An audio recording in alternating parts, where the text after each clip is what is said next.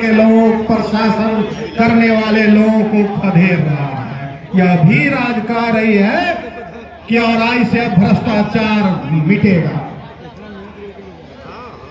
मैं ज्यादा कुछ नहीं बोलूंगा क्योंकि आप लोग भी बहुत देर से यहाँ लंबा भाषण सुने हैं और आज हम भाषण भी करने नहीं आए हैं क्योंकि हमारे जनसुराज में यह व्यवस्था है कि जो संभावित विधानसभा के प्रत्याशी जो सभा का आयोजन करते हैं उस सभा का मूल्यांकन जो बड़े साथी होते हैं प्रदेश से एक कमेटी बनाई गई है मूल्यांकन कमेटी वो करते हैं।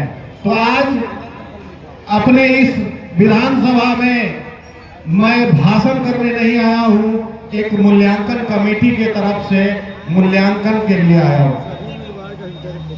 लेकिन इतना बात जरूर कहूंगा कि आप सभी लोग इस बात को मत भूलिएगा कि माननीय स्वर्गीय गणेश प्रसाद यादव जी के कार्यकाल के बाद हम लोग एक गरीब के बेटा को मोटरसाइकिल से घूम घूम के सिर्फ यही कहते थे कि गरीब का बेटा है, गरीब का दुख और दर्द को समझेगा और आप लोग इनको वोट दीजिए।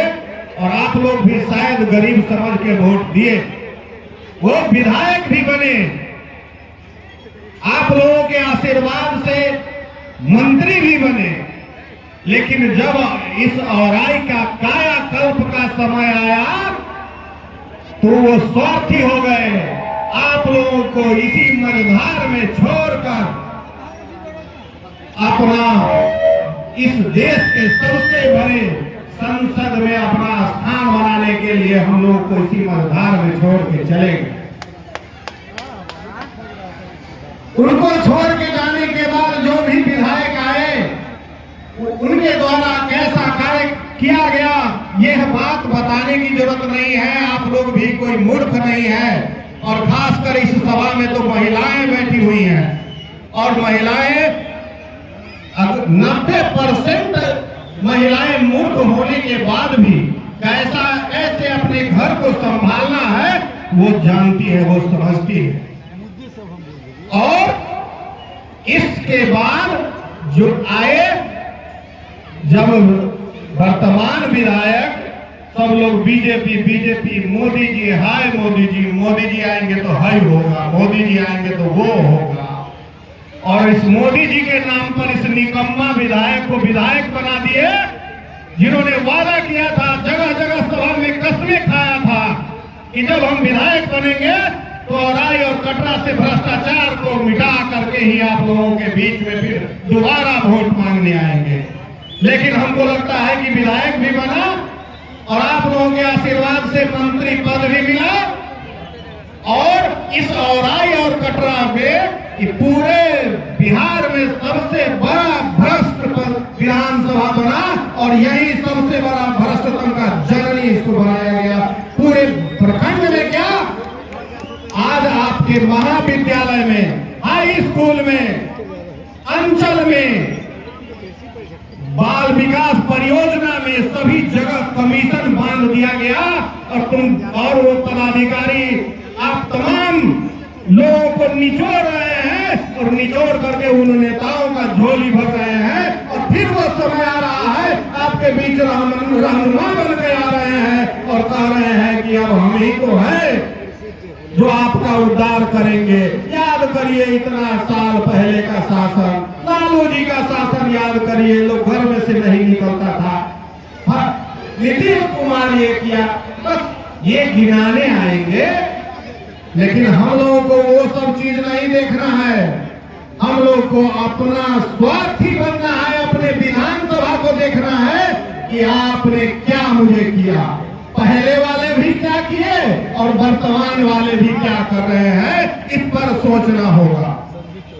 आप तमाम माताओं और बहनों को जैसे औराई के विधायक लोग ठगे हैं वैसे ही सरकार भी ठगी है। आप तमाम लोगों के नाम पे, महिलाओं के नाम पे राज्य के मुखिया नीतीश कुमार यह हर जगह बोले कि हम महिला दीदियों के नाम पर उन लोगों के कहने पर शराबबंदी किया। यह बहुत बड़ा रणनीति था उनका। अब 2 मिनट इस बात को ध्यान से सुनिए कि क्या रणनीति देखा। शराबबंदी कर दिया कि भाई लोग शराब पी के जाता है, घर में तमाशा करता है, हमारी दीदी लोग कष्ट में रहती है। और आप हमको ये अभी तुरंत थोड़ा देर पहले हम लोगों के अनुमंडल अध्यक्ष कह रहे थे कि शराब, आप ही लोग बताइए कि शराब कहीं बंद है? तो आप सब लोगों ने हाथ उठा करके कहा है कि कहीं शराब बंद नहीं है।